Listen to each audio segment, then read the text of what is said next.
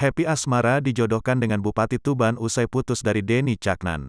Setelah putus dari penyanyi Denny Caknan, pedangdut Happy Asmara kini dijodohkan dengan Bupati Tuban Aditya Halindra Fariski.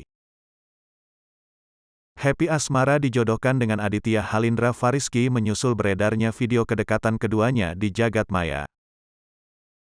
Video yang ditonton lebih dari 500.000 tersebut, membuat netizen antusias menjodohkan.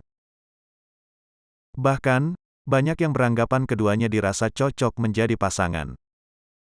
Pada video itu terlihat Happy Asmara dan Aditya Halindra sedang mengobrol bersama di tengah acara.